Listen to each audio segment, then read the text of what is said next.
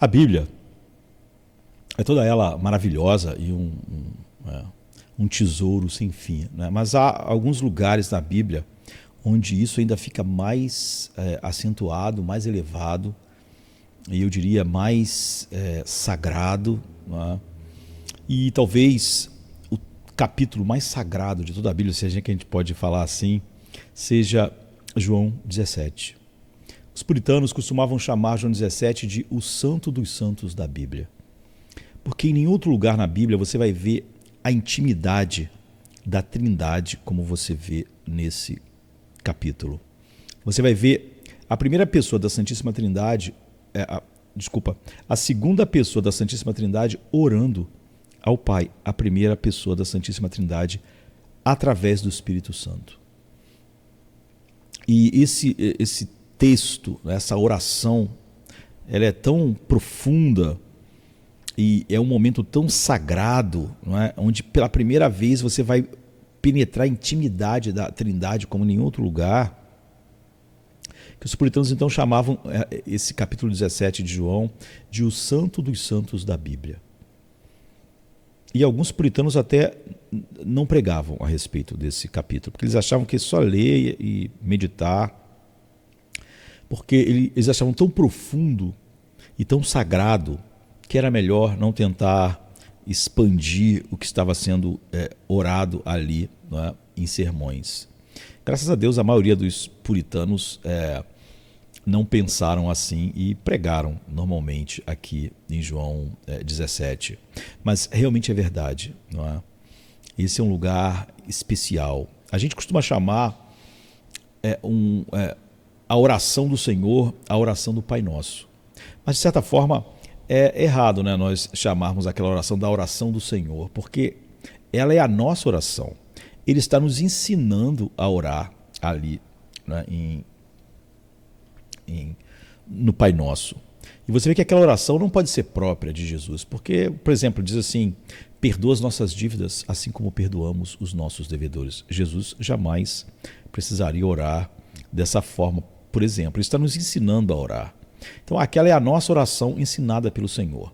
Mas a oração do Senhor é essa oração em João 17. Essa oração sacerdotal, num momento crucial, não é? Nos seus últimos momentos.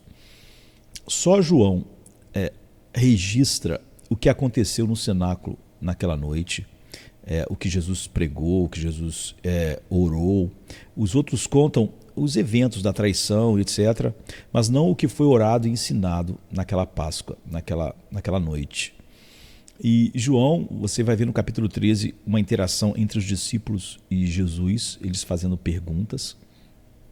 Quando chega no capítulo 14, Jesus começa a pregar. E é um sermão de consolação, de preparação, não é? E de também mostrar o que viria mais na frente. E é um sermão maravilhoso, talvez o maior sermão da Bíblia. O sermão mais profundo e maravilhoso que a gente vai ouvir nesse lado da eternidade.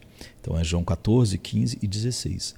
Quando o sermão acaba, Jesus começa a orar, que é o capítulo 17. Depois ele vai para o Monte das Oliveiras e vai ser preso.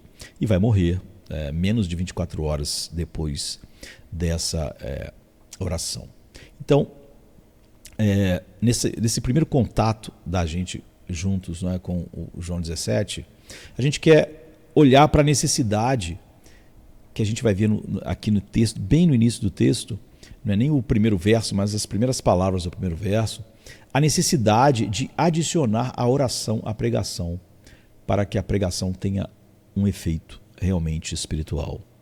Mostrando também que tipo de causa a palavra é para a conversão, a transformação e a santificação, e quais são os requisitos da verdadeira oração. A gente podia chamá-la de oração espiritual, mas a gente pode parecer que existe outro tipo de oração se a gente falar isso, né? Mas não é? A gente pode dizer a oração verdadeira, porque a oração espiritual é a única verdadeira, né? Então, aqui no primeiro versículo de João 17, né, nas primeiras palavras, não no versículo todo, diz: essas palavras falou Jesus levantou os olhos ao céu e disse. A gente vai parar aqui, ou seja, a gente nem vai começar realmente a oração, porque isso é só um anunciado que João faz, né? Essas palavras falou Jesus, levantou os olhos ao céu e disse. Então, são essas primeiras palavras. E o nosso propósito hoje, com a ajuda de Deus, é percorrer hoje e eu acho que muitas vezes, né? Percorrer todo esse capítulo, sendo a oração de Cristo imediatamente antes de sua paixão. Eu diria que se as últimas palavras de um homem moribundo, né? As últimas palavras de um homem moribundo devem ser muito consideradas, quanto mais as palavras de um Cristo moribundo, né? De um homem Deus moribundo. E palavras colocadas na forma de oração, que vieram de uma profunda afeição séria e celestial do amor de Cristo, que era sincero e natural a ele, pelos discípulos, pelo Pai, pela missão que o Pai deu a ele. E é isso que vai compor essa oração, a dádiva que vai ser oferecida a ele. Eu olhei para o lado assim porque eu vi uma coisa se mexendo, uns golfinhos aqui, né? Então, agora, assim como em movimentos naturais, quanto mais perto o corpo chega do centro, mais rápido é o movimento, assim o amor de Cristo, embora sempre grande, sempre imenso, suas expressões eram transbordantes, principalmente no final do seu ministério. Eu diria que seu melhor vinho foi no final. E certamente, se for lícito preferir escritura sobre escritura, ou seja, se for lícito dizer essa parte da escritura eu amo mais, eu sinto uma maior profundidade, nós podemos dizer que, embora toda a escritura seja ouro, né? Isso aqui é o ouro mais fino, né? Embora tudo seja na escritura como os céus, o céu que a gente olha, né, assim, maravilhoso, essa parte de João 17 é como o sol e o resto são as estrelas, enfim. Então, que tanto o meu coração quanto os corações de vocês sejam purificados como uma brasa de fogo do altar para um assunto tão profundo e tão transformador, né? Não apenas partes, mas grande graça, não apenas algumas, mas toda graça é necessária, tanto para falar quanto para ouvir esse assunto. Então, a gente quer entrar junto nessa terra de Canaã, que é o capítulo 17 de João. O apóstolo João, de todos os evangelistas, ele é comparado a uma águia. Não é? Por quê? Porque ele trata dos assuntos mais elevados e sublimes. Enquanto os outros começam, por exemplo, com a genealogia de Jesus humana, João começa, no princípio era o verbo era Deus. Né? Tudo em João você respira ares mais elevados. Então, como é comumente aceito, né? João viveu muito mais do que todos os outros apóstolos. E o que aconteceu? Quando todos já estavam mortos, surgiram hereges danosos que negavam, por exemplo, que Cristo era Deus. E, por exemplo, a pedido da igreja, João escreveu o livro de João, principalmente afirmando, você vê, a divindade de Cristo e lidando especialmente com aquelas coisas que os outros três evangelistas deixaram de fora. Então é por isso que ele começa com, no princípio era o verbo era Deus, ele começa com Jesus na eternidade, né, insistindo especialmente, eu diria, naqueles excelentes, os mais excelentes discursos e diálogos que Cristo teve com os fariseus, assim como aquelas instruções e colocações divinas que ele deu aos seus discípulos em sua partida, dos quais os outros evangelistas não registraram nada. Não é? Então, agora quando Nosso Salvador foi extenso em instruir e confirmar a eles todos eles, né? Ele se volta para uma oração fervorosa, depois, como eu disse, ele fala no capítulo 14, 15 e 16, pregar para eles e afirmá-los e confirmá-los e consolá-los. Ele então se volta para essa oração fervorosa por eles, para que o que ele havia dito ou pregado naquela noite pudesse fazer efeito em seus corações, de modo que no capítulo você vai notar algumas coisas, né? Eu diria que, primeiro, a introdução ao assunto, é o que a gente vai ver hoje, e 2, o próprio assunto em si. O assunto é a oração fervorosa de Cristo. E essa oração fervorosa, ela tem como objeto, eu diria, um triplo objeto. Primeiro, ele ora por ele mesmo, para que ele cumpra aquele momento tão decisivo da sua obra, não é? Que é a sua morte, e tomar o cálice da ira infinita do Pai. Em segundo lugar, ele ora pelos apóstolos ali. Você vai ver que parte da oração é pelos apóstolos, aqueles que vão estar vivendo aqueles momentos ali. E depois ele ora, em terceiro lugar, por todos os outros que no futuro seriam chamados eficazmente pelo Espírito Santo, ou seja, por todos aqueles que o Pai deu a ele na eternidade, todos os eleitos. Então ele ora por ele, ora pelos apóstolos presentes ali, e depois por todos os eleitos que iriam crer ao serem chamados eficazmente. Então, para essa introdução, a gente tem, acho que duas coisas. Uma, a ordem da oração de Cristo. Em segundo lugar, a descrição do seu gesto. Então, a ordem é: estas palavras falou Jesus. Isso é, depois que Cristo terminou o sermão, aquelas instruções admiráveis, né, e confortadoras do capítulo 14, 15, 16, então ele se dedica à oração, de onde a gente pode observar então, já assim na partida, algo fundamental, né, que para todas as instruções, para toda a pregação e consolação, a oração é necessária para o seu bom efeito. Ou seja, mesmo quando o pregador é simplesmente perfeito, o próprio Cristo, isso por si só não é suficiente. Né? Que dirá nós, pregando, né? Homens falhos. Quando o pregador é perfeito em sabedoria, em poder, em santidade, como era Jesus, ainda assim, você vê, só as palavras dele não seriam suficientes. O próprio Cristo não acha suficiente só jogar a semente, mas ele ora para que haja um regar do alto, né? Para que haja uma ação do Espírito Santo no coração deles. Se isso é verdade na pregação do próprio Filho de Deus, então, assim, todos os ministros e todos os ouvintes devem seguir esse caminho, né, de Cristo. Você nunca deve achar que você ouvir um ensinamento será suficiente para te transformar. Ou nunca estudar uma porção da Escritura vai ser suficiente. Não é? E ninguém que prega deve achar que aquilo em si será suficiente. Nem Jesus achou que era suficiente só as suas palavras. Não é? Mas, como em outras ocasiões, a gente lê que Cristo passou o dia pregando e a noite orando. Não é?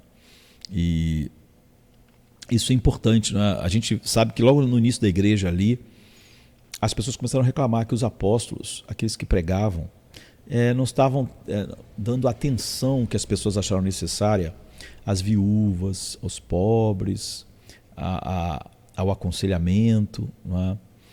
E os apóstolos, ao contrário de hoje, o que muitas pessoas vão cobrar que os pastores, não é, façam, os apóstolos não disseram: é verdade, nós vamos ter que nos dedicar a isso. Eles disseram: não. Nós temos que nos dedicar a duas coisas apenas. Duas coisas. A palavra e a oração. As mesmas coisas que Jesus está fazendo aqui. E é por isso que foi instituído os diáconos, para que os diáconos cuidassem dessas necessidades, e, enfim, dessas coisas, das viúvas, dos órfãos, dos pobres e dos problemas que iam surgindo, então dos aconselhamentos, porque eles disseram: nós iremos nos dedicar a duas coisas, a palavra e a oração. Então você vê, Jesus fez a mesma coisa, Ele ensinava durante o dia, orava durante a noite. Aqui ele fica o capítulo 14, 15, 16 pregando e depois ele começa a orar. Porque, como a gente disse, nem o pastor, o pregador perfeito achava que só as palavras iam ter um efeito. Então, quem prega não deve achar que as palavras por si só a semeadura é suficiente, mas você que ouve também. Você nunca deve achar que você é capaz de realmente ouvir a verdade de Deus e ela te transformar, porque há muitas coisas em nós que são refratárias à verdade de Deus. E há muita facilidade em nós racionalizarmos, em aplicarmos a verdade para outras pessoas e não para nós. Então, se o apóstolo, por exemplo, em 1 Timóteo 4,5 disse de toda a criatura, que todas elas é para alimento, se for santificada pela oração, ou seja, que o alimento natural precisa ser santificado pela oração. Imagine então quanto as criaturas têm em si mesma uma força natural para digerir uma comida, e mesmo assim a oração deve santificar aquele alimento. Quanto mais isso deve ser visto nos meios de graça, não é? Que não é o processo de digestão natural. Então, se a oração santifica o alimento natural, imagine o espiritual, não é? Que não operam por eficácia inerente, ou seja, os meios de graça não operam por eficácia inerente à nossa natureza. Não é? Nós precisamos que algo seja feito que nós naturalmente não temos. Não é? Portanto, se quisermos que nossa pregação ou que o teu ouvir façam algum bem, não é? Que realmente nos transforme, e não o contrário, né? Nos faça ouvir e pensar, ainda bem que eu não sou como aquelas pessoas. Ou então a gente fica aplicando isso às pessoas, à igreja. Né? Hoje é uma fuga muito premente, todos gostam de acusar a igreja, porque a igreja, quando ela está sendo acusada de ser responsável pelo meu fracasso espiritual, a igreja não é ninguém, porque sempre que está falando da igreja não está se incluindo nela. Então você sempre coloca a responsabilidade dos fracassos numa coisa coletiva. Cada um que está falando que a igreja é assim, assado, está se excluindo naquela hora. Porque é exatamente por isso que ele está falando da igreja, para poder se excluir. Só que cada um fazendo isso, a igreja, você vê, sempre que estão falando da igreja, ela sempre é todo mundo menos eu, né, de quem eu estou falando. Então, a pregação não faz nenhum bem se eu não aplico a mim mesmo. Então, eu preciso vencer essas barreiras e outras barreiras. Eu preciso muito de oração para aplicar a verdade à minha vida. Você precisa muito de oração para aplicar. Então, é fundamental aquilo que os apóstolos falam, nós vamos nos dedicar à pregação e à oração. E nós também temos que nos dedicar a ouvir e à oração. Então, só os meios de graça são poderosos para uma alteração celestial, uma mudança espiritual. Então, a gente deve olhar para cima com nossos olhos para o céu, e pedir que Deus santifique o alimento espiritual, se até o natural ele precisa ser santificado através da oração, mesmo nós tendo naturalmente capacidades naturais de digerir e tirar o melhor daquilo, aquilo deve ser santificado pela oração. Agora, já no espiritual nós não temos essa capacidade de digerir e nutrir e sermos transformados. Precisamos mais ainda que tudo seja santificado pela oração. E mesmo Jesus, como a gente está vendo, quando ele acabou de pregar, ele começa a orar, e essa grande oração. Então, é de Deus que isso deve me fazer o bem. Se Deus não operar o bem através da palavra em mim, só a palavra não vai operar o bem. Ela pode operar legalismo, autojustiça ou justiça própria, mas nunca o bem. Não é? Então, é de Deus que isso deve vir e ensinar o meu coração, e não só a minha mente. E é em vão que alguém que diz crer, ouvir a verdade sem que haja também um professor interior, né, como está em 1 Coríntios 3. Alguém que ensine ao meu coração, e não apenas quem está ensinando a minha mente, que é o que eu, por exemplo, estou fazendo agora, e o que Jesus estava fazendo, né? E qualquer coisa que a gente ouve está fazendo. Então você vê o apóstolo ali afastando os crentes de todos os ministros, instrumentos e descansando em Jesus Cristo. Todas as coisas são necessárias, mas como ministros pelos quais acreditamos, não como autores da nossa fé. Só Deus é o autor da nossa fé, é quem nutre a nossa fé e realmente ensina ao nosso espírito. Então, a gente pode ver algumas razões aqui. A gente pode considerar por que a oração é assim necessária no uso de todos os outros meios, ou seja, todos os outros meios de graça precisam da oração. Primeiro, a gente pode olhar de Deus nesses aspectos, né? A primeira coisa é que Deus é a única fonte e autor de toda a graça. Não há bem algum em nós. Não há nada realmente da graça que vai se originar em nossa natureza. Então Deus é o único autor e fonte de toda a graça na nossa vida. Não são os dons ou partes de homens e anjos que removem a pedra do coração que podem fazer os ossos secos reviverem novamente.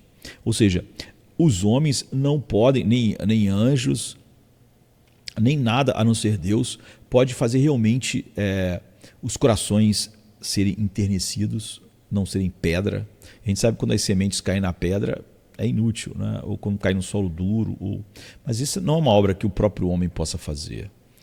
Então, a menos que o Espírito de Deus sopre sobre nós todo dom bom e perfeito vindo do alto, né? Como o Tiago disse, que é dito vir de cima, né? Tiago 1,17, que, como dizem os filósofos naturais, né? O sol e as estrelas são a causa de toda a vida e perfeição que está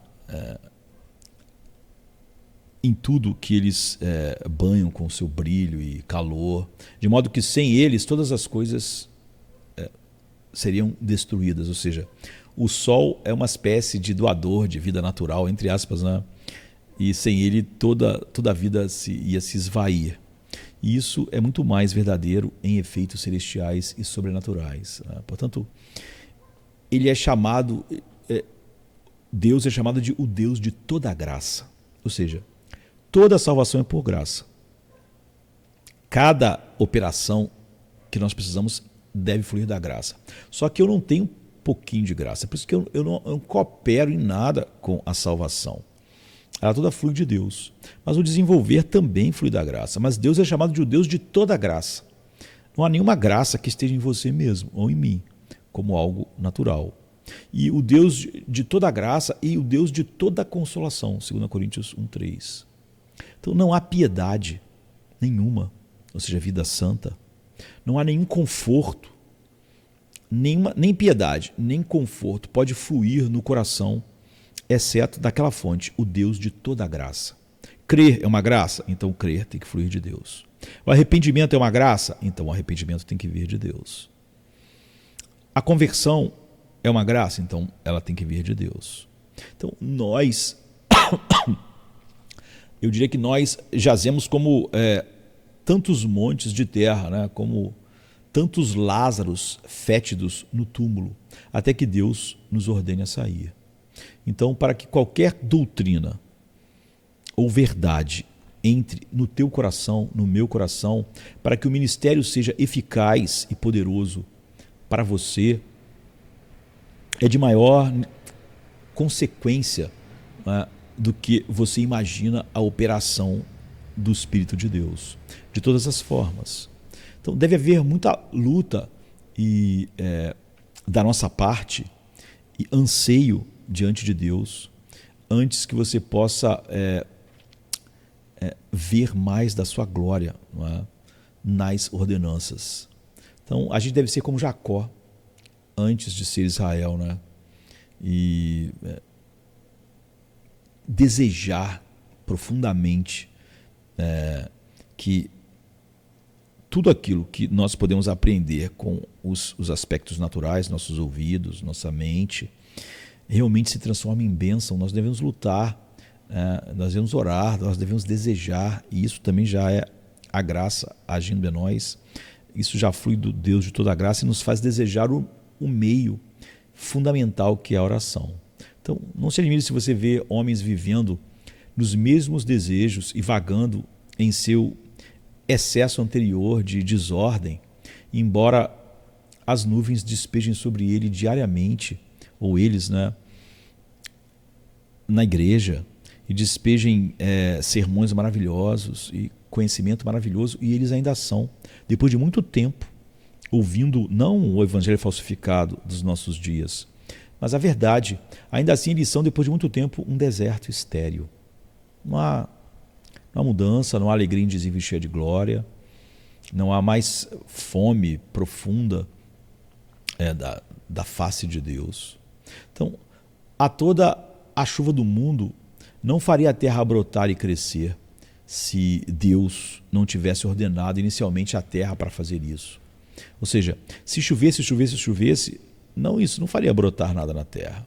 A Bíblia diz que Deus deu ordem para que nascesse da terra e todas as sementes brotassem e germinassem. E é por isso que elas germinam. Não é a chuva que faz isso, é a ordem de Deus. Então, só a chuva não faria nada. Se ficar chovendo num deserto, mesmo que chova o dia inteiro, no final ele vai ser um deserto novamente. Certamente, se Deus pode, por sua palavra, fazer a terra morta e sem vida, tão gloriosa como ele fez, né, do caos a terra gloriosa, que Salomão, em seu estado de maior glória, não se veste como o lírio do campo, né, quanto mais ele pode fazer um povo pesado, morto, carnal e terreno, glorioso e admirável, em variedade de graças, como a variedade de vidas nesse pequeno planeta pela ordem de Deus. Então ele pode nos tornar um paraíso. Nós que éramos antes apenas uma charneca ressequida, um deserto. Né? A oração, portanto, é necessária porque só Deus tem o comando sobre todas as ordenanças para abençoar como lhe agrada. Só Deus pode dar ordem às sementes para crescerem. Ele é o Deus de toda a graça. E se nós somos totalmente desprovidos, mesmo ouvindo o próprio Jesus pregar como os discípulos estavam pregando, então você vê como é vital a oração. Não é? E, em segundo lugar, isso é para que todo louvor possa redundar apenas para Deus. Se a gente pudesse, se Deus fosse o Deus de quase toda a graça, mas alguma graça viesse de nós mesmos, então, apesar de ele receber quase todo o louvor, ele não receberia todo o louvor. Porque aquela parte da graça que fluiu da nossa própria natureza ia ter que ter esse pedacinho de louvor. E isso não redundaria em toda a glória para Deus. Mas ele é o Deus de toda a graça e ele então deve receber todo o louvor. Então, da parte de Deus, nós devemos orar para que todo louvor e glória em tudo possam redundar para ele, de modo que a Bíblia diz, aquele que se gloria, glorie-se no Senhor. Nunca a gente vai olhar e dizer, eu estou salvo porque eu fiz algo que outra pessoa não fez. Não, porque Deus operou em mim esse querer e esse efetuar. Não é? Ele é o Deus de toda a graça. Não é? Então, aquele que se gloria, glorie-se no Senhor. 1 Coríntios 1:31. Porque nada vem de vós, é dom de Deus. Não é? Então, por isso, como no Antigo Testamento a gente lê muitas mulheres boas, apesar de serem boas, eram estéreis. Né? É uma coisa constante na descrição e na história do Velho Testamento. Elas eram boas mulheres, mas eram estéreis. Né? Isso tinha muitos propósitos, mas um é nos humilhar, né? nos levar a uma dependência maior de Deus, e para que vissem que não era a sua bondade, mas a glória e o poder de Deus que lhes dá filhos, né?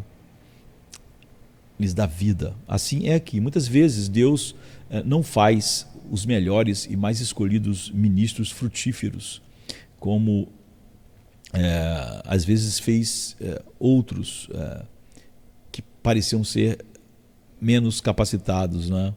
Você vai ver Jesus pregando e quase ninguém nas cidades onde ele viveu e cresceu sendo chamados. E vai ver Deus usar um profeta meio infantil, na maior parte do tempo, como Jonas, tendo 100% de sucesso. Né? Então, é para que todos nós possamos dizer, eis-me aqui, eu e os filhos que o Senhor me deu. Ou seja, para que a gente nunca ache, eu, vocês, que alguém realmente se converteu ou foi mudado de alguma forma, ou foi santificado por algo que a gente fez. Tá? Eis-me aqui e os filhos que o Senhor me deu.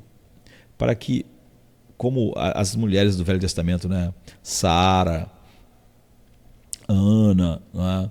Você vai ver que repetidamente essa história de ser estéril, e cada uma delas, quando tinha um filho no colo, elas sabiam, Deus me deu isso.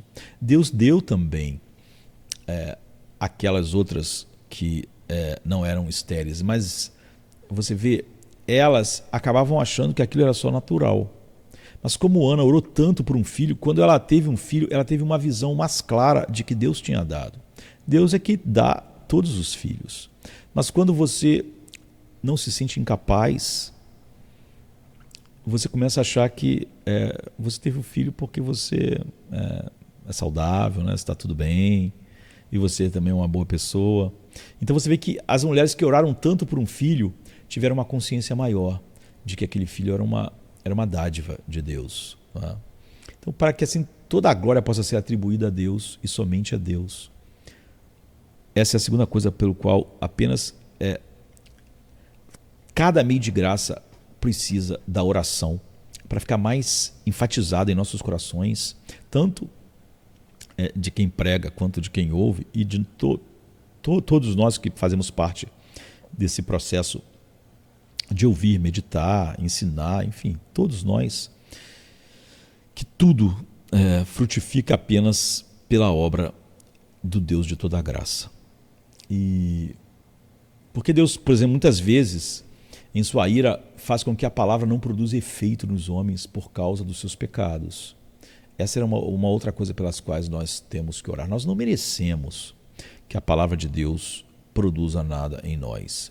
E nós, naturalmente, não temos nenhum elemento que possa se apropriar da palavra para realmente nossa transformação. Pelo contrário. Portanto, após todas as instruções doutrinárias, a oração deve vir poderosamente, porque Deus, muitas vezes, em sua ira, por exemplo, pelos pecados dos homens, faz com que a palavra não produza efeito nenhum neles.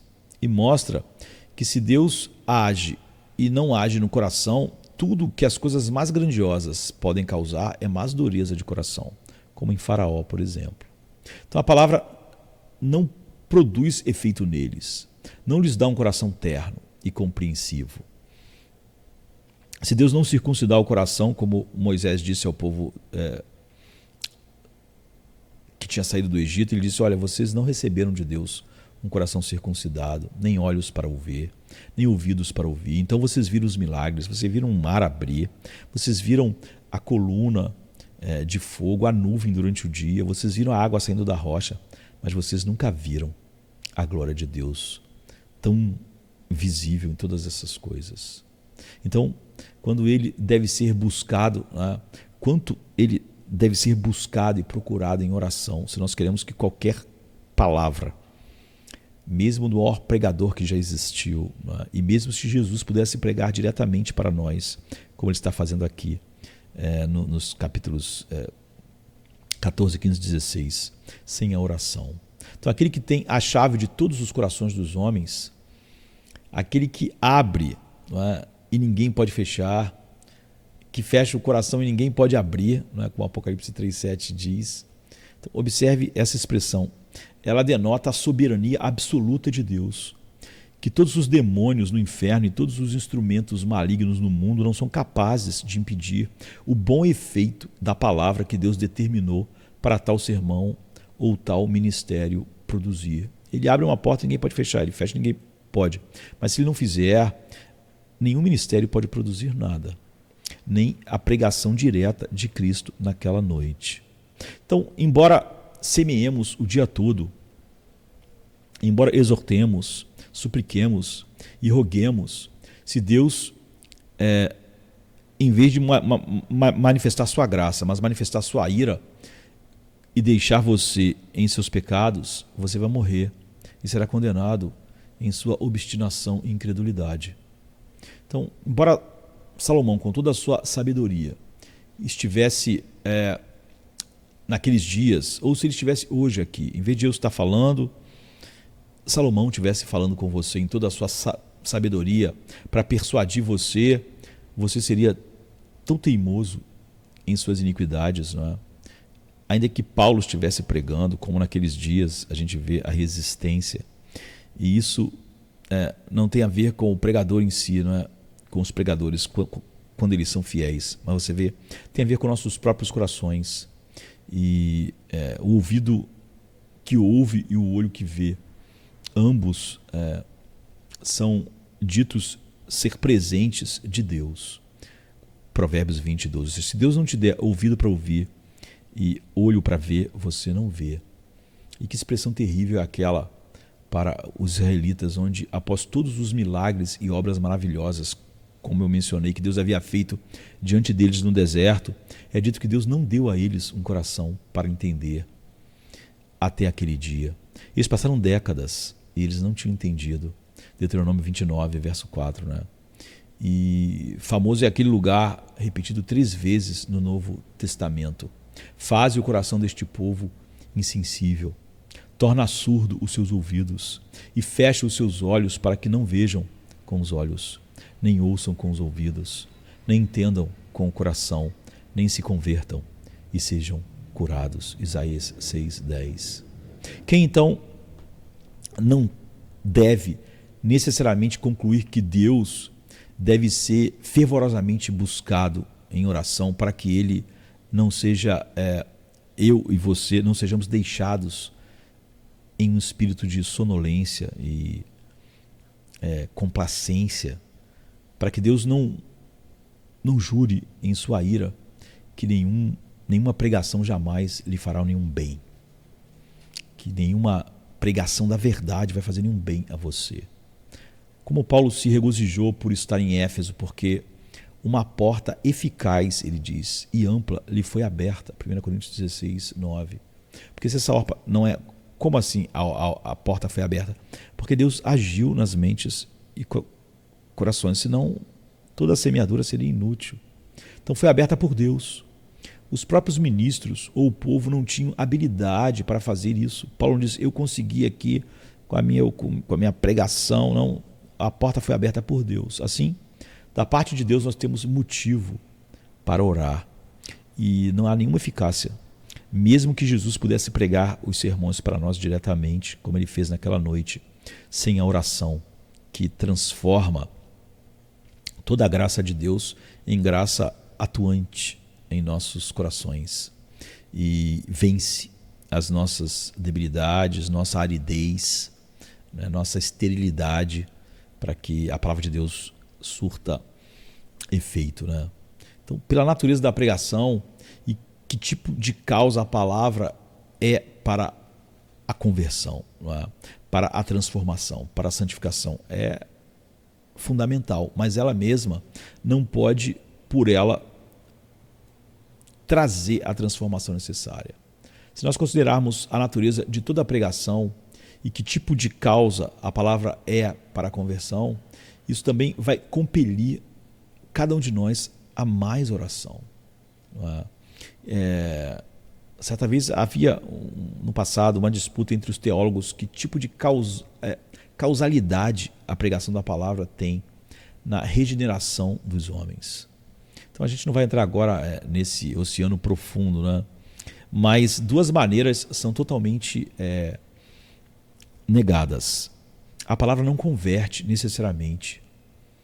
A pregação da palavra não converte necessariamente como o fogo necessariamente queima e o sol necessariamente brilha. A palavra não é assim. Não é? Pois, então, onde quer que a palavra fosse pregada, todos os olhos seriam abertos.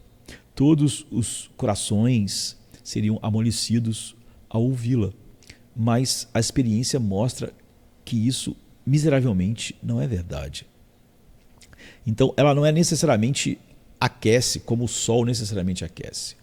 A palavra não necessariamente queima como o fogo necessariamente queima.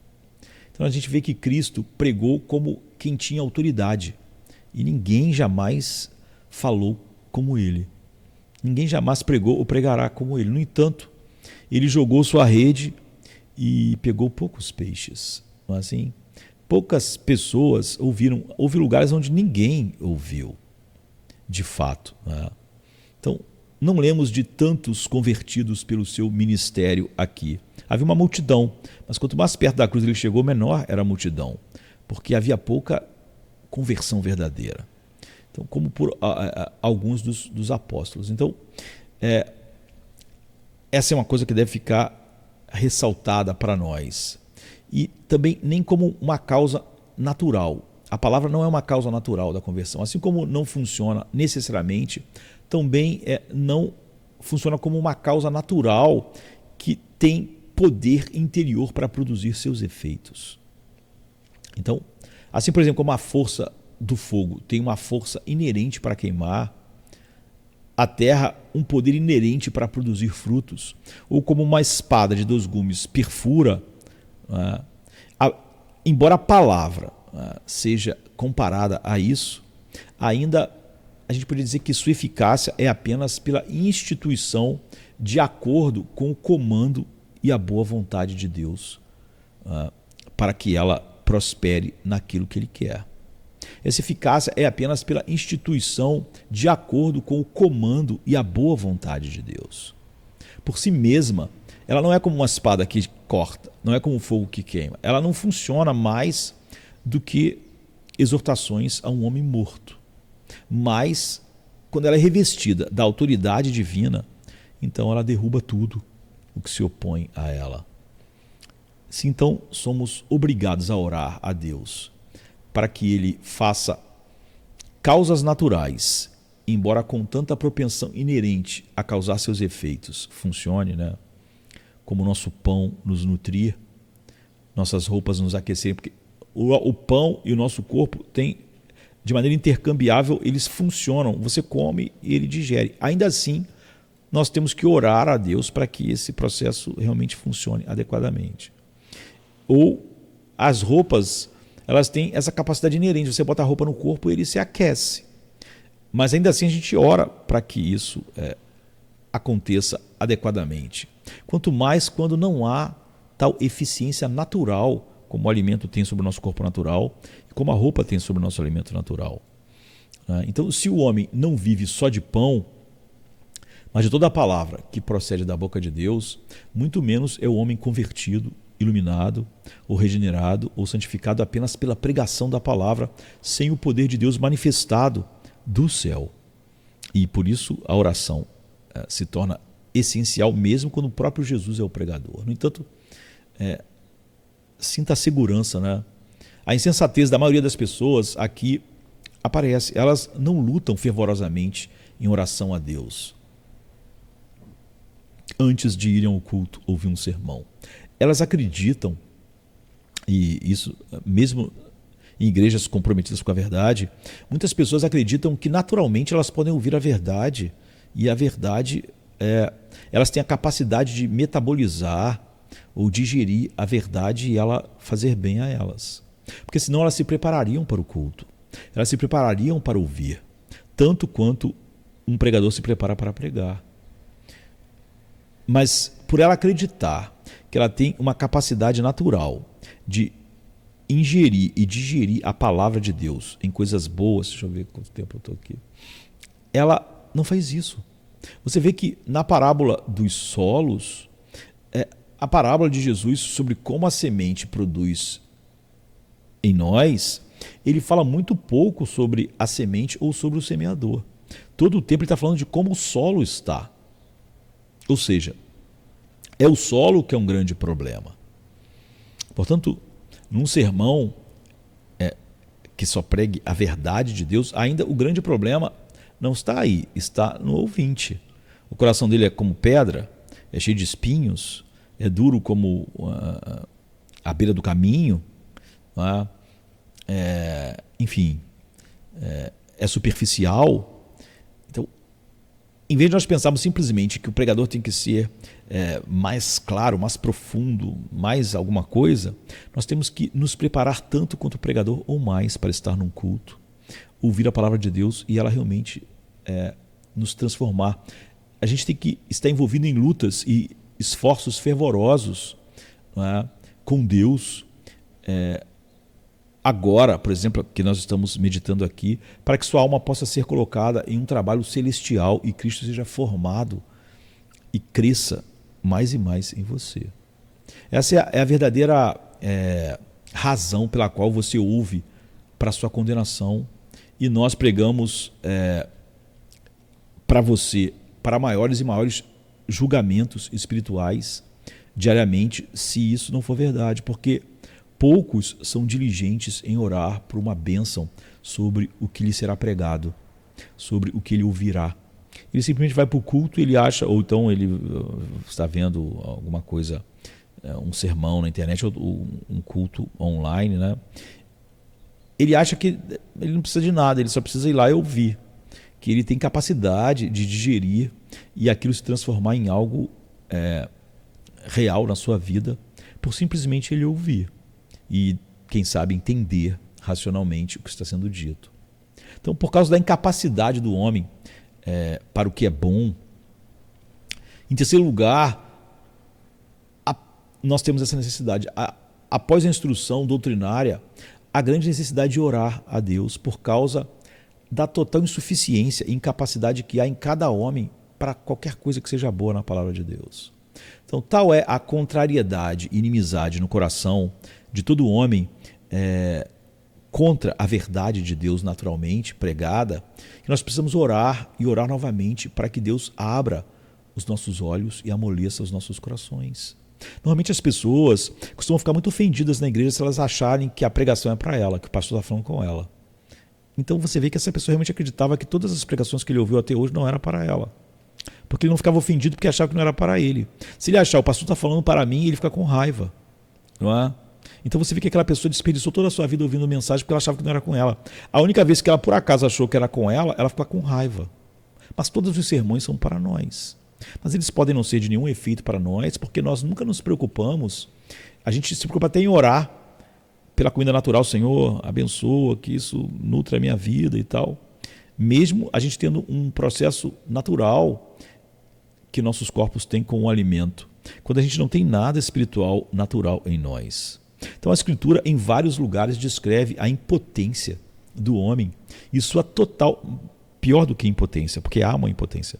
Mas há também uma total aversão ao que é santo. Ele é um tigre, um leão, um urso selvagem. Ele é um mero espinheiro, uma sarça. Não pode haver nenhum bem operado nele até que Deus faça homens mortos ressuscitarem de seus pecados. Então não ouvimos sermões como os pagãos ouviam suas orações morais, não é? Porque eles tinham alguma força inata para fazer aquelas coisas que eram apenas... Qualquer religião que o homem criou, ela tem coisas que a gente chama de boa, mas só como os puritanos chamavam de civilmente boas, ou seja, boa aos olhos da sociedade, não aos olhos de Deus. Então, você precisa de oração para alguém falar assim, você precisa ajudar a velhinha a atravessar a rua. Você consegue fazer a velhinha atravessar a rua, não é? Mas você não está fazendo o bem de verdade, não é? O bem segundo Deus. Que é quando você faz algo apenas para a glória dele, com todo o seu coração, alma e força, por amar a ele sobre todas as coisas, e ele é o alvo de cada coisa que você faz. Então, quando temos a ver com coisas espirituais, sobrenaturais, tudo deve ser plantado em nós soberanamente por Deus, pelo seu Espírito, aplicando o que Cristo comprou na cruz. Então a oração é fundamental. Não há nada em nós para amar ou abraçar a palavra, de fato. Não é? Tudo que somos, pensamos ou queremos, tudo se levanta em rebelião contra Deus, em rebelião contra o que nós ouvimos. E quando nós não ouvimos direito, a gente acha que assimilou. Não é? Mas você vê que, como eu disse, muitas pessoas que estão lá na igreja há tanto tempo, se elas suspeitarem que o pastor está falando com elas, estranho, porque todo sermão era para elas. Elas ficam com raiva. Então, certamente se os piedosos, embora já dotados de uma vida nova, regenerados, ainda devem orar fervorosamente para que Deus abra seus olhos, como Davi no Salmo 119, 18, abra os olhos do meu coração para verem as maravilhas da tua palavra, para que eles os vivifique, os faça crescer, a uma estatura mais alta, quanto mais, por exemplo, os homens destituídos do Espírito de Deus precisam dessa ação soberana. Então, de fato, nós podemos notar que quando o Filho de Deus está completamente equipado com toda a armadura de Deus, ele tem seu capacete, seu escudo, sua couraça sobre ele, como Paulo diz em Efésios 6,18. No entanto, ele não deve confiar nisso. Não devemos confiar no capacete, na espada, na couraça. Mas depois de tudo isso, ele deve orar. Sempre com toda oração, Paulo diz, e súplica.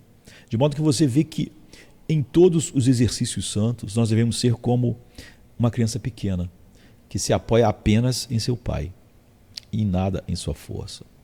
Nós somos como a ave quando bebemos um pouco, né? Logo levantamos nossas cabeças para o céu para que possa operar em nós. Você já viu como as aves, né? Elas bebem e elas levantam a cabeça assim. A gente deve comer qualquer coisa da palavra e imediatamente levantar a cabeça para o céu. Se Deus não fizer isso penetrar em minha alma e fazer o bem para mim, naturalmente não tem nenhum equipamento que faça isso. Então, pense no uso da instrução, dessa ordem de Cristo para nossas vidas. Nós aprendemos na pregação e você, ao ouvir o que devemos fazer, saiba que deve ser a oração que vai santificar todo o sermão. Você deve se preparar antes de ouvir e depois de ouvir você sabe que aquilo deve ser santificado pela oração. Conforme você tiver acumulado orações de antemão, antes se preparando para o culto, assim espere obter sucesso. Então, que coisa lamentável será se Deus fizer do céu, né, esse céu de bronze e ferro, sem essas ajudas soberanas de salvação e crescimento em graça. Que tragédia seria se Deus fechasse o céu como bronze e ferro e todas as ajudas da salvação, a palavra, a pregação, sejam só para a nossa condenação, e tudo porque nós achamos erradamente que tínhamos naturalmente alguma capacidade de absorver e ser transformado pela palavra de Deus. Então você pode orar em outras coisas e não aqui. Você pode confiar em Deus e pedir a Ele a sua ajuda para outras coisas, mas aqui, na absorção da palavra e transformação, você acha que não precisa, de tal maneira que você não se prepara para ouvir um sermão e quando termina, não acha que precisa de muito ou muita oração para que aquilo se torne algum bem espiritual. Não é cada sermão que a gente ouve de consequência eterna. Imagine aquele sermão que Jesus pregou naquela noite, não tinha uma consequência eterna incrível? Não está o céu ou o inferno sendo entregues a mim e a você nesse momento que nós estamos aqui meditando? Então, porque somos tão duros, ou lentos, ou lerdos, ou estúpidos a ponto de não agarrar firmemente a Deus e dizer em oração, como Jacó disse, não te deixarei ir até que me abençoes, até que me deis a bênção que essa palavra deve produzir. Então, é levantada como uma triste questão, porque em nossos dias, a palavra pregada, as pessoas dizem às vezes, por que ela não tem uma ação tão poderosa, tão maravilhosa como devia ter, ou como teve no período dos reformadores, dos puritanos? Na pregação inicial do Evangelho, tantos peixes foram apanhados na rede que ela estava prestes a se romper. E na reforma, na libertação da igreja, de todas aquelas cadeias da Idade Média, o reino de Deus sofreu, a gente pode dizer assim, violência, né? Como a Bíblia diz, e grande transformação veio. Mas agora, aquele que é profano ainda é mais profano, e os cegos ainda são cegos, e os orgulhosos ainda são orgulhosos. E as pessoas transformam o evangelho da graça no evangelho humanista secular. E muitas pessoas que dizem acreditar na graça, elas acreditam na verdade que é o homem que define tudo no fim. Qual é o problema? A palavra de Deus não é tão poderosa quanto ela sempre foi. O braço do Senhor não é tão forte quanto antes, sim. mas o zelo das pessoas esfriou. Não há tais orações fervorosas como a oração de Cristo depois que ele pregou. A oração dele é muito fervorosa. A gente vai ver quando voltar a estudar essa oração, né? Então, tais altas estimas dos meios de graça que os homens deviam ter, né? Os homens, por não ter, não cercam o céu, não dando descanso a Deus dia e noite, até que ele venha com salvação para as suas almas, ou transformação, ou santificação, ou profundidade. E verdadeiramente o espírito de oração é um precursor seguro das misericórdias espirituais a serem concedidas por Deus. Aquele que nos manda orar está pronto a dar. Quando Deus vai abençoar a palavra e o ministério para você, ele despertará o seu apetite, fará você ter fome e sede e encherá você com anseios diários por sua graça. E assim, toda vez que você estiver ouvindo a palavra de Deus, meditando, ouvindo um sermão, tudo será diferente. Em segundo lugar, a gente pode prosseguir para o gesto usado na oração. A Bíblia diz, ele levantou os olhos ao céu. Como a gente leu só a primeira parte do primeiro versículo, a gente não entrou na oração, né? Então, na Escritura, nós lemos de vários gestos na oração. Por exemplo, do publicano completamente contrário, né? Ele lançou os olhos ao chão, e isso surgiu do grande e real senso que ele tinha da sua própria indignidade, né? E da multidão de pecados que estavam sobre ele. Mas ainda assim, o que é mais recomendável e de fato mais natural é levantar os olhos para o céu, o lugar da presença especial de Deus, embora ele esteja também em todos os lugares, né? O olho, nesse caso, deve ser a demonstração, na verdade. Só está mostrando isso do coração. O coração nos olhos. Para que, se fosse possível, estaríamos tanto em alma quanto em corpo, né? Enquanto oramos. Então, estaríamos elevados ao céu. Agora, como nosso Salvador, que era Deus, assim como o homem, podia orar, e que tipo de oração era essa? Será esclarecido em outros momentos que nós estivermos olhando para João 17. Desse gesto breve, né, a gente pode tirar alguns ensinamentos, né, algumas doutrinas, que todas as nossas orações devem vir de um coração espiritual e celestial. É a própria definição de oração, que é a elevação da mente para Deus. A elevação da mente e de toda a alma, né, com todas as suas afeições para Deus. Orar é um exercício muito mais difícil e nobre do que a maioria está ciente, né? Não é apenas correr sobre algumas palavras como um papagaio, né? Mas a alma deve estar no monte da transfiguração, eu diria, contemplando a glória de Deus. Deve se reunir muitas coisas antes que sua oração seja uma oração espiritual, verdadeira. É bom fixar isso, porque a oração é um instrumento universal de todo o teu bem. Não há nenhum bem que possa realmente espiritual chegar a você e te transformar sem oração. Se isso estiver errado, ou se isso estiver embotado ou inútil, todo o resto está estragado ou perdido. Se um homem pobre que vive do seu trabalho manual estragou suas ferramentas, estragou as ferramentas que ele tem, ele não pode mais trabalhar com elas. Como ele vai subsistir? A oração é a chave para abrir o céu, a gente poderia dizer assim. Se isso estiver vazio, inútil, se a tua oração for fria, inútil, não verdadeira, como você pode ser reabastecido? Tiago diz, pedis e não recebeis. Tiago 4,3. Ou seja, não recebeis, nenhum pecado é removido, nenhuma misericórdia espiritual é concedida a você, e tudo porque sua oração não é espiritual. Agora, estas coisas fazem um coração celestial, porque a capacitação e o movimento do Espírito na alma para este dever. É necessário que o Espírito de Deus capacite e mova a alma para esse dever. É o Espírito de Deus que ajuda contra nossas fraquezas e nos capacita com gemidos inexprimíveis, como está em Romanos 8,26. O coração é apenas tanto terra morta E nada mais do que isso, até que o Espírito de Deus inflame o coração. Sua oração é um corpo sem alma, se houver palavras, mas não o Espírito de Deus agindo. Mas o que devemos então pensar das orações da maioria dos homens que não tem nada além de costume, formalidade nelas, uma repetição mecânica daquelas palavras? Não é de se admirar, né, se estas forem aves sem asas, né, essas orações. Mensageiros sem pés, inúteis, não servem para nada.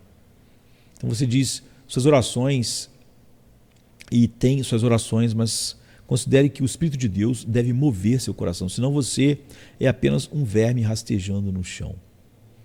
E todos os sonhos que você faz não são uma oração verdadeira, espiritual. Então, você precisa de um coração celestial. Deve ter um coração celestial aquele que anseia e se deleita em coisas celestiais. Mas muitas pessoas dizem que, como o profeta, né, o salmista diz assim, como um profeta, no Salmo 4, verso 6, quem nos mostrará algum bem? Todos podem orar por coisas boas e temporais, por saúde, força, paz e abundância exterior. Mas poucos oram junto com Davi, levanta sobre nós a luz da tua face. É o que nós queremos, Salmo 4, verso 6. Na oração do Senhor, né, que é a verdadeira oração do Senhor, primeiro devemos orar por coisas espirituais, aquela que Ele ensinou a nós, que se relacionam com a glória de Deus antes de pedirmos por nossas necessidades temporais. Né? Então, de fato, enquanto oramos por misericórdias temporais, devemos fazê-lo de maneira celestial para este fim. Ou seja, que possamos ser mais instrumentais para a glória de Deus e ser trazidos mais para perto dele. Ou seja, quando eu peço assim, quando eu começo a oração do Pai Nosso, que é a nossa oração que o Senhor nos ensinou, perdoe as nossas dívidas, o pão nosso de cada dia nos dai hoje, isso tem que ter uma razão maior do que simplesmente ser perdoado para se sentir bem ou ter pão para comer. Você vê que o início da oração é: Pai, santificado seja o seu nome. Todo o resto da oração é só aquilo que é necessário para que isso seja verdade, que o nome de Deus seja santificado em tudo em nossas vidas. Então, quando a gente ora depois, venha a nós o teu reino, porque se o teu reino não vir, nós não vamos santificar o seu nome. Seja feita a tua vontade, assim na terra como no céu. Por quê? Porque se a sua vontade não for feita, então o teu nome não é santificado. Quando a gente parte para as coisas mais naturais, as nossas necessidades, o pão nosso de cada dia nos dai hoje. Para quê? Para que eu possa ter vigor para viver, para santificar o seu nome. Não é só para comer e matar a minha fome. Né? Perdoa as nossas dívidas, não só porque eu quero o conforto na alma de sentir não culpa, mas perdão. Mas porque como é que eu posso santificar o seu nome se eu não tiver perdoado e a culpa estiver sobre mim? Eu não tenho como santificar o seu nome assim. O objetivo não é só uma sensação psicológica de não culpa. O objetivo é santificar o seu nome. É difícil orar porque é difícil desejar as coisas certas. Tomás de Aquino dizia isso. É uma coisa muito difícil desejar coisas celestiais. E, portanto, é muito difícil orar por elas. Porque dificilmente você vai pedir com paixão uma coisa que você realmente não deseja.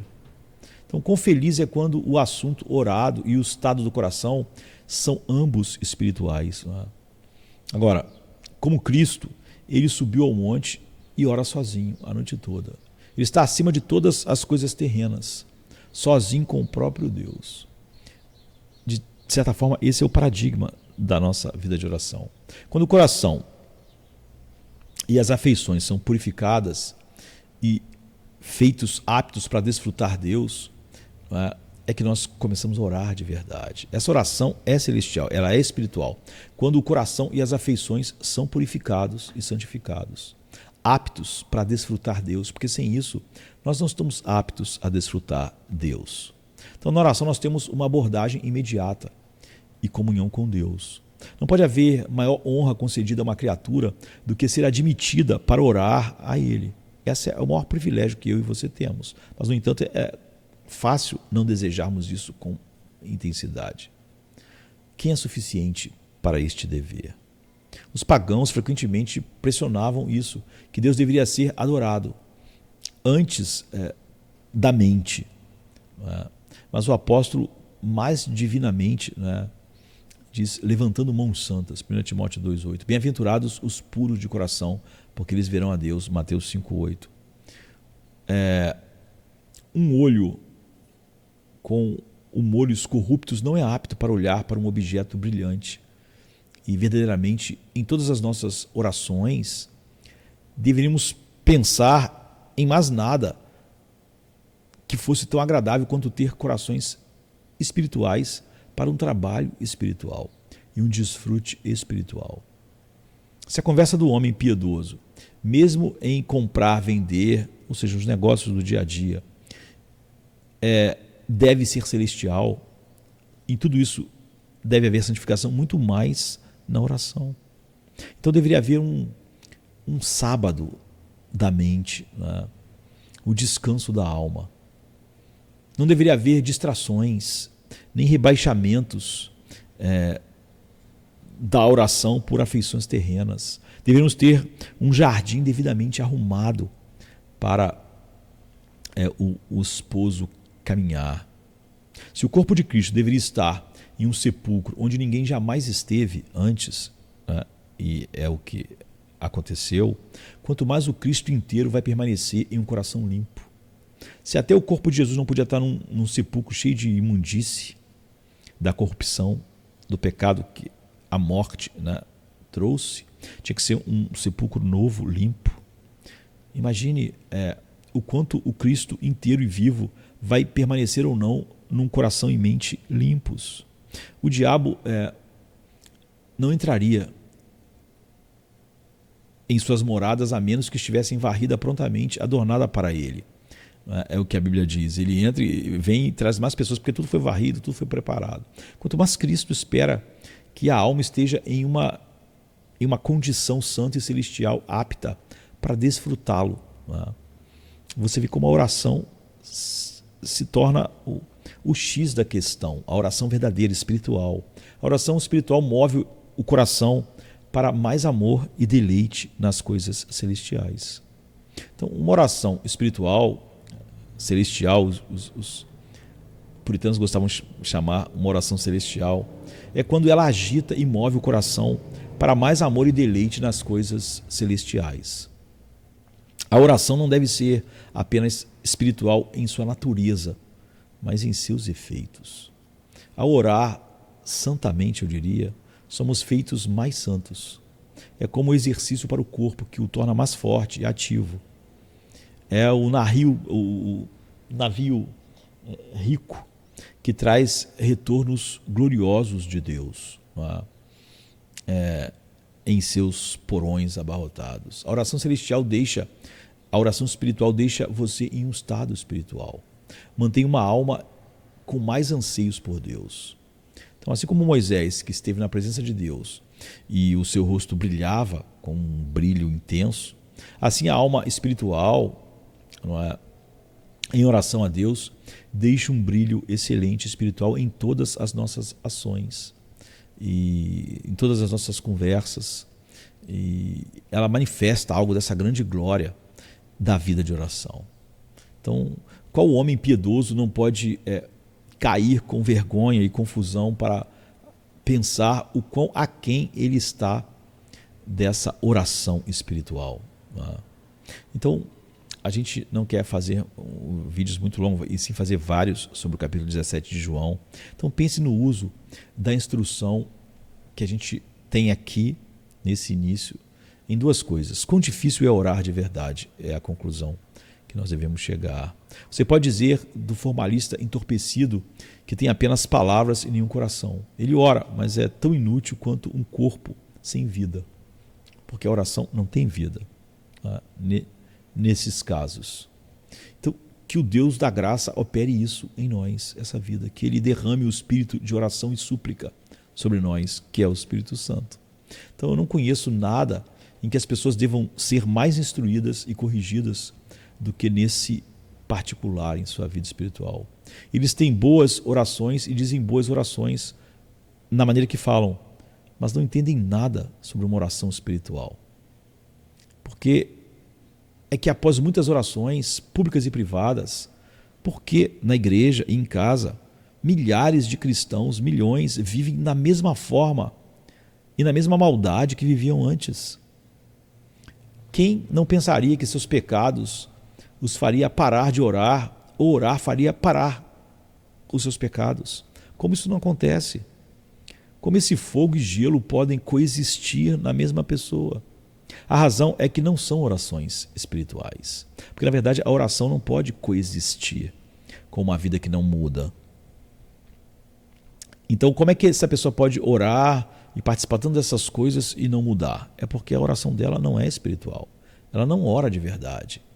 Nem orações privadas, nem familiares elevam você como o carro de fogo de Elias. Porque não são orações verdadeiras. As verdadeiras orações, elas nos elevam como o carro de fogo de Elias. Então você pede e não recebe porque pede mal, Tiago diz. Ele não diz que você pede coisas mais. É mais complexo do que isso, mas você pede mal. Você não ora por coisas ilícitas, apenas não ora da maneira certa. Não é? Então, diga, a decadência de toda a minha piedade, de todos os meus confortos, surge da minha decadência na oração. Eu acreditei realmente que eu podia, e eu disse que é por isso que as pessoas não pensam que elas têm que se preparar para o culto tanto quanto o pregador. Eu acreditei que eu podia entender e ser transformado pela a minha capacidade de entender e digerir a verdade.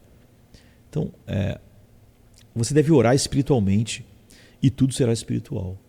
Por outro lado, a mera oração morta e costumeira deixa um homem em um estado completamente destituído de todas as coisas que são realmente transformadoras do coração. Ele pode orar dessa maneira por toda a sua vida e ainda assim não receber nada das mãos de Deus. Então pense e medite mais sobre isso. Diga, o começo de todo o meu consumo daquilo que é espiritual e da transformação está nesse ponto central. Pense que todos os sermões que você ouviu e tudo que você já conhece não virou transformação, maturidade, crescimento, exatamente porque as suas orações são magras e vazias. E como a gente viu, nem Cristo, sendo o pregador perfeito, achou que a sua palavra em si, eles iam usar aquela palavra de maneira que os beneficiasse. Por isso, quando ele terminou de pregar o sermão mais incrível que os ouvidos jamais ouviram, João 14, 15, 16, ele começa a orar. E a gente vai olhar para essa oração. Hoje a gente nem olhou a oração, né? A gente nem entrou na oração ainda. Pense nisso. Pense nessa necessidade prioritária da oração. Pense que você deve se preparar em oração muito mais do que o que vai pregar a palavra simplesmente, porque ainda que a palavra que alguém vai pregar fosse tão perfeita e poderosa como a pregação do próprio Cristo naquela noite, sem a oração para transformar isso em realidade espiritual no coração, nada vai acontecer. Não é? E você tristemente vai culpar quem pregou quando aquela pessoa realmente pregou apenas a verdade de Deus com paixão. Não é? Então é por isso que os apóstolos disseram, não, nós vamos instituir diáconos aqui, mas nós vamos dedicar à pregação, mas não seria suficiente nos dedicarmos à pregação, a meditar, a preparar. Nós vamos nos dedicar à palavra e à oração. E cada um de nós deve entender que nós também que ouvimos, se não nos dedicarmos à palavra e à oração, a palavra não terá nenhum efeito em nossas vidas. Não há capacidades naturais em nós de digerir a verdade espiritual. Nós precisamos de o Deus de toda a graça operando toda a graça em nós. em todos os seus aspectos. Então, como eu disse, se até o alimento natural, que nosso corpo naturalmente pode começar a digerir e tirar os nutrientes, ainda assim deve ser santificado pela oração. A gente ora a Deus, dá graças e pede a Ele que aquele alimento realmente nutra o nosso corpo. Quando há esse mecanismo natural, ainda assim precisamos disso. Imagine no caso do alimento espiritual que nós não temos naturalmente um organismo que possa digerir e transformar essa verdade em energia espiritual transformadora que faz eu crescer e estar apto para toda boa obra. Então, antes de propriamente entrarmos na oração, você vê que nós já temos um material profundo de meditação para cada um de nós, que a gente possa fazer bom uso dele. E vamos voltar para entrar na oração e ficar muitas vezes voltando e olhando para essa oração. A oração, eu diria, a maior oração que nós ouviremos nesse lado da eternidade. Que Deus nos abençoe. Em nome de Jesus. Amém. Sexta-feira chega trazendo a noite em seu manto. Jesus em súplicas, enquanto Pedro sucumbe ao encanto do sono. Judas, com seu beijo, selou o destino. Traição que esboça o pranto. No silêncio da noite, a esperança parece se esconder, mas o eco do domingo aos poucos começa a nascer. Pilatos em sua indecisão, o sinédrio em conspiração, a turba em escárnio desconhece a ressurreição. Discípulos fugitivos, corações partidos, Maria em lágrimas, Pedro nega, o galo canta, anunciando amanhã que tarda. É sexta-feira, clama a criação, mas o domingo se anuncia, trazendo redenção. Nosso Salvador, sob o peso da cruz, caminha entre a multidão que zomba, sua santidade diminui. A coroa de espinhos, o sangue que escolhe marcas de amor infinito. É sexta-feira, mas a esperança do domingo não está tão distante. Elevado na cruz, entre criminosos a dor se faz presente. O véu se rasga, a terra treme, o céu escurece, um silêncio envolvente. A pedra colocada, os guardas se postam, a vigília começa, mas a promessa do domingo no coração ainda aquece.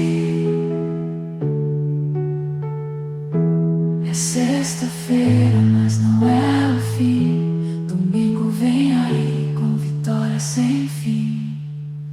A escuridão parece reinar, a morte sorri, certa de sua vitória.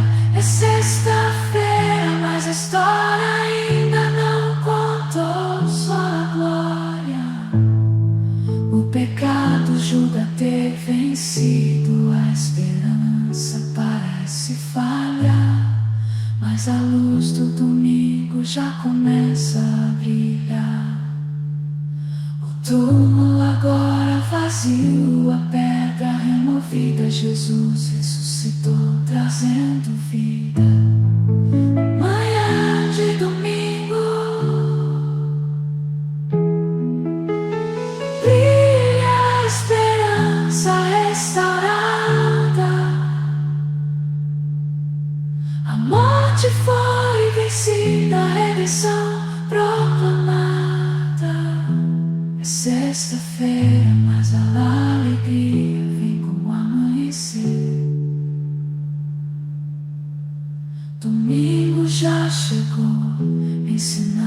vemos a reina nascer. Nosso Salvador, sob o peso da cruz, caminha entre a multidão que zomba sua santidade.